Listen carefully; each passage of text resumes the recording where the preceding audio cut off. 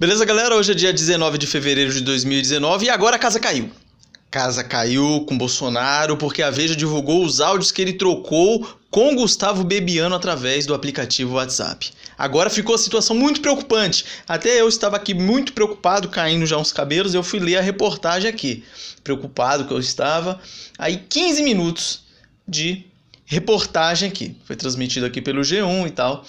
Aí você vai ler a reportagem, vai ouvir os áudios trocados via WhatsApp entre Gustavo Bebiano e Bolsonaro. Não tem nada a ver, eles estão te induzindo na maior cara de pau. Porque qual que foi o rolo? O Gustavo Bebiano estava sendo acusado por campanha com repasse de dinheiro aí para fantasma na eleição, lá em Pernambuco.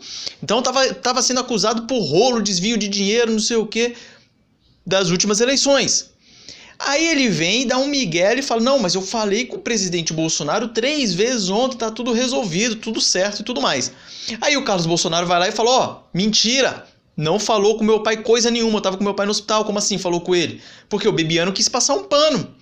E aí Bolsonaro retificou, falou, não troquei ideia com ele a respeito disso, tal. Foi demitido e aí o bonitão vai lá e divulga as mensagens que ele trocou com o presidente Bolsonaro. Aí já demonstra o caráter de um cara desse, né?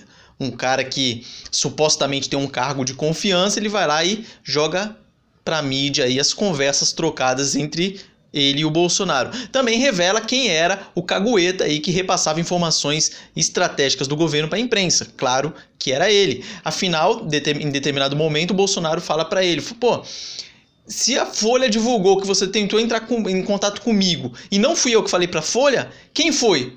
Só você tentou falar comigo, não conseguiu. Quem falou para a Folha? E aí o Bebiano, na maior cara de pau, falou, não fui eu. E o Bolsonaro falou, não, mas se não fui eu, não converso com a Folha, quem foi? É um para um. Se não foi o Bolsonaro, foi ele, pô, não tem outro.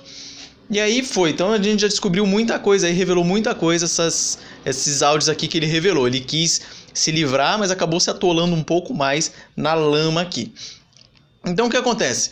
Ele estava sendo acusado lá de repasse de grana, pilantragem, daí ele tenta se safar falando que falou com o Bolsonaro, aí ele divulga os áudios, na hora que você vai ouvir a trocagem de áudio entre eles, não tem nada a ver sobre esse assunto.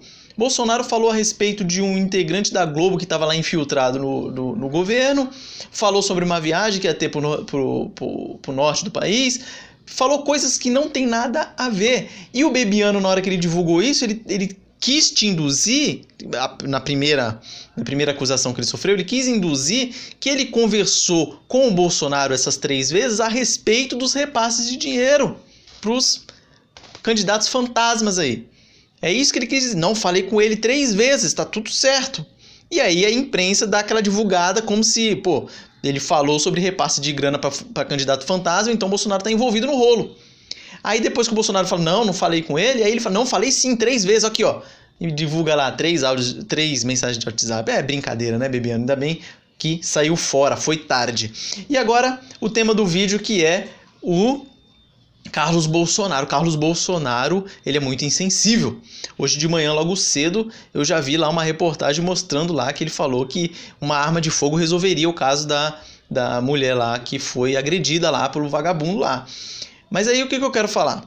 Primeiro, os filhos do Bolsonaro. Você vê que cada vez eles estão atacando um. Primeiro foi o Eduardo Bolsonaro. Lembra a história da Patrícia Leles, aquela doida que já foi interditada? Falaram que era namorada dele. O Eduardo Bolsonaro falou que nunca namorou aquela mulher. Depois ela teve aquele rolo com o Marcos Feliciano. Acusou ele de extorsão e o caramba. E se lascou toda, né? Que daí perdeu o processo e tudo mais. Mas é doida. Não bate bem dos miolos. E aí vai lá e a imprensa até esses dias estava divulgando mensagens lá, coisas que ela fala, porque a imprensa coloca ela como sendo jornalista, mas ela não era interditada.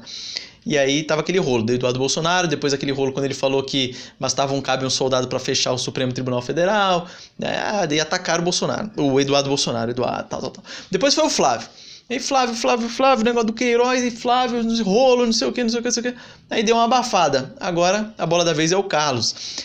Reclamaram quando ele estava na posse lá sentado no carro na parte de trás para proteger o pai dele, ele estava de colete. Falaram que não poderia estar lá, e ficou aquele papo todo furado. Depois teve o rolo agora aí do Gustavo Bebiano. É óbvio que a imprensa ficou do lado do Gustavo Bebiano porque ele retransmitia informações estratégicas do governo para a imprensa.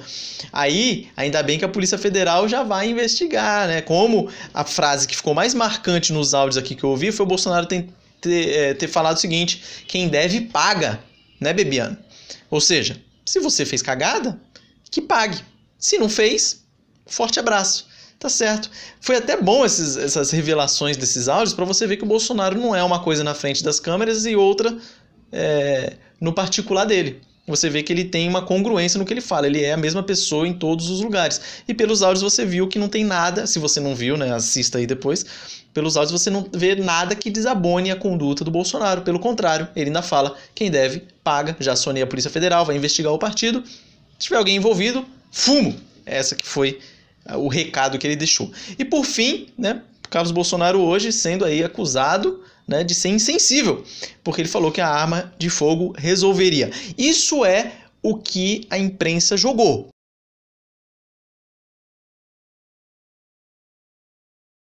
Mas o que realmente o Carlos Bolsonaro falou? Vamos ver? Se esta senhora tivesse como se defender e fosse de sua vontade, uma arma de fogo legal resolveria justamente este absurdo.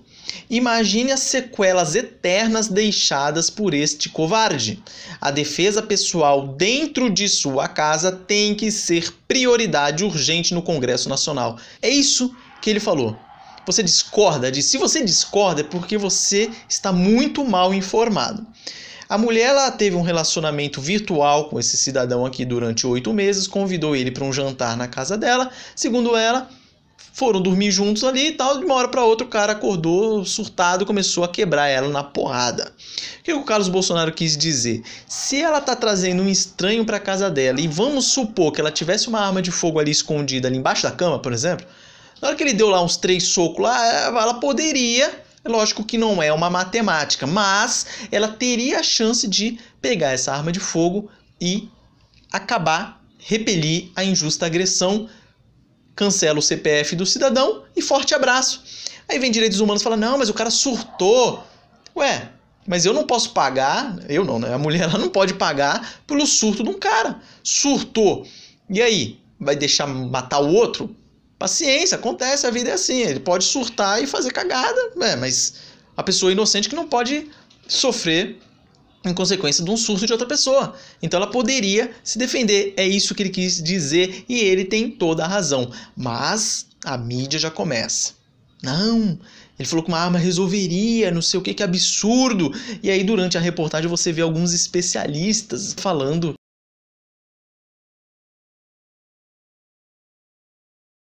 aquelas baboseiras que esquerdista gosta, adora, na verdade, falar. Então tá aqui meus comentários a respeito aqui da família Bolsonaro e do Bebiano. Bebiano, ainda bem, tiraram já essa laranja podre. E fica tranquilo, porque vai aparecer várias laranjas podres aí durante essa legislatura do Bolsonaro. Só espero que Bolsonaro tenha paciência, consiga nessa peneira aí separar o joio do trigo, se aproximar cada vez mais de pessoas mais confiáveis e aí fazer um governo aí que a gente tenha cada vez mais orgulho. Eu já tô orgulhoso pra caramba desse governo. Ontem fiquei sabendo que a ministra Damares vai revisar lá as benesses, as bolsas dadas aí para ex-terroristas e guerrilheiros da época do regime militar. Isso aí já me deixou muito feliz, porque eu falo sobre isso há muito tempo. Desde quando começou o papo de reforma da Previdência, eu já falava, pra mim a reforma da Previdência tem que começar caçando a aposentadoria desse safado aí que diziam que lutavam pela democracia, mas isso aí é maior papo furado. Os caras tacavam a bomba, sequestrava, matava os outros, fazia justiçamento e tudo mais, e ainda recebem indenização, bolsa até hoje. Então tem que começar por aí e excelente e saber disso, que a Damares vai começar essa revisão aí para fazer um pente fino. Forte abraço e até a próxima.